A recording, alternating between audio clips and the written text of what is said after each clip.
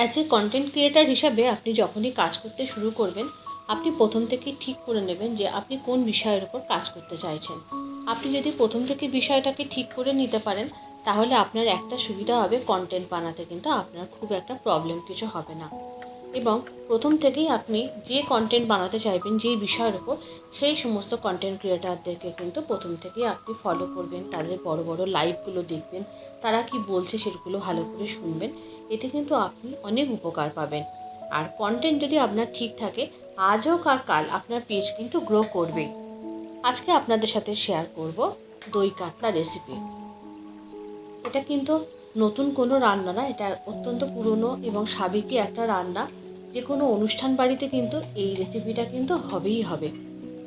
প্রথমেই দই কাতলা বানানোর জন্য আমি মশলা বানিয়ে নেবো। আমি এখানে দুটো মিডিয়াম সাইজের পেঁয়াজ নিয়েছি, একদম মিহি পেস্ট করে মিক্সি জারের মধ্যে দিয়ে, আর তারপরে একটু আদা লঙ্কা পেস্ট করে নিয়েছি। আর ওই একই মিক্সি জারের মধ্যে আমি দিয়ে দিয়েছি কিছুটা পরিমাণ টক দই। আমি এখানে 50 গ্রাম মতো টক দই নিয়েছি 4টে মাছের জন্য।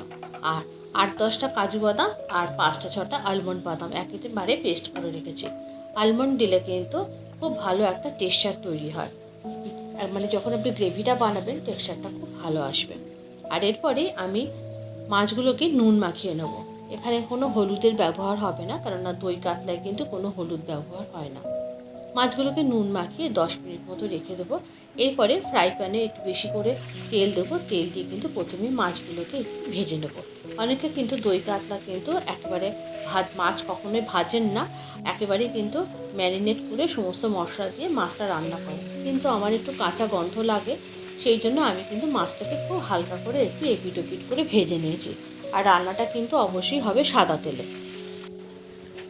মাছটা ভাজা হয়ে গেছে। এরপরে ফ্রাই প্যানে থাকা তেলের মধ্যে আমি দিয়ে দিয়েছি একটু জয়িত্রী ফুল ফোড়ন। আপনারা চাইলে কিন্তু গোটা গরম মশলা ফোড়ন দিতে পারেন। আমি এখানে জয়িত্রী ফুল দিয়েছি কারণ জয়িত্রী ফুলের একটা খুব সুন্দর ফ্লেভার আসে। জয়িত্রী ফুলটা দেওয়া হয়ে গেলে আমি এরপরেই এর মধ্যে দিয়ে দিয়েছি পেস্ট করে রাখা পেঁয়াজটা। পেঁয়াজটা দিয়ে ভালো করে, পেঁয়াজটা যখন বেশ ভাজা হয়ে গেছে, পেঁয়াজের কাঁচা গন্ধটা চলে গেছে এবং পেঁয়াজের ভিতরে সমস্ত রসটা যখন বেশ ভালো মতো ভাজা হয়ে গেছে, তারপরে আমি এর মধ্যে দিয়ে দিয়েছি আদা লঙ্কার পেস্টটা। আমি কিন্তু রান্নায় কোনো রকম রসুন ব্যবহার করিনি, আপনারা চাইলে একটু 1-2 কোয়া রসুন এর মধ্যে ব্যবহার করতে পারেন। পেঁয়াজটা ভালো করে ভাজা হয়ে যাওয়ার পরে কিন্তু এর মধ্যে আদা লঙ্কার পেস্টটা দিয়ে খুব ভালো করে একটু ভেজে নিতে হবে।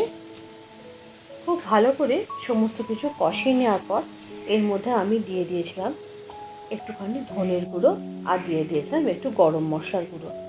আমি কিন্তু এখানে কোনো রকম জিরে ব্যবহার করিনি, আর দিয়ে দিয়েছি কিন্তু অল্প একটুখানি লবণ। এরপরে আস্তে আস্তে ধৈর্য ধরে মিডিয়াম টু লো ফ্লেমে কিন্তু সমস্ত মশলাটা খুব ভালো করে কষিয়ে নিতে হবে। মশলাটা যখন খুব ভালো করে কষানো হয়ে যাবে, তারপরে আমি এর মধ্যে দিয়ে দিয়েছি ফেটিয়ে রাখা টক দইটা। ফেটিয়ে রাখা টক দইটা দেওয়ার সময় কিন্তু গ্যাসের ফ্লেমটা একদমই আস্তে করে দিতে হবে। আর এই টক দই আর বাদামটা দিয়ে খুব ভালো করে মশলাটা কষিয়ে নিতে হবে, কেননা বাদামের কাঁচা গন্ধ যেন মোটেই না থাকে।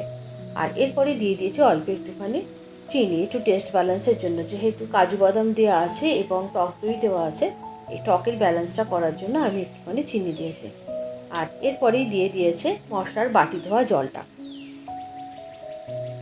এই জলটা দিয়ে ভালো করে যখন ঝোলটা ফুটে এসে তখন মাছগুলোকে ছেড়ে দিয়েছি। মাছগুলোকে আবার একটু এপিট ওপিট করে নাড়াচাড়া করে সিদ্ধ করে নিয়েছি। রান্নাটা কিন্তু একেবারেই হয়ে এসে এরপরে আস্তে আস্তে গ্রেভিটাকে ভালো করে শুকিয়ে নিতে হবে এবং গ্রেভিটা যখন বেশ ঘন ঘন হয়ে আসবে তখন নামানোর আগে এর উপর দিয়ে দিয়েছি একটুখানি ঘি ছড়িয়ে। ঘিটা না দিলে কিন্তু রান্নাটা একেবারেই অসম্পূর্ণ। আর এরপরে গরম গরম প্লেটের ওপর সার্ভ করে নিয়েছি। গরম ভাত, পোলাও যে কোনো কিছুর সাথে কিন্তু এই দই কাতলাটা কিন্তু একেবারেই জমে যাবে। আজকের রেসিপিটা আপনাদের কেমন লাগলো অবশ্যই একটু কমেন্ট করে জানাবেন। যদি ভালো লেগে থাকে অবশ্যই একটু লাইক করে দেবেন।